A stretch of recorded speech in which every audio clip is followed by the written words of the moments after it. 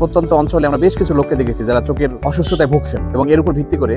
অনেকেই আছেন যারা অসুস্থ কিন্তু চিকিৎসা যে করতে হবে এর জন্য তাদের কোনো রকমের আর্থিক সচ্ছলতা তো নেই এবং এই সচেতনতাও নেই। এর উপর ভিত্তি করে আমরা ডক্টর ইব্রাহিম আই কেয়ার সেন্টারের সহযোগিতায়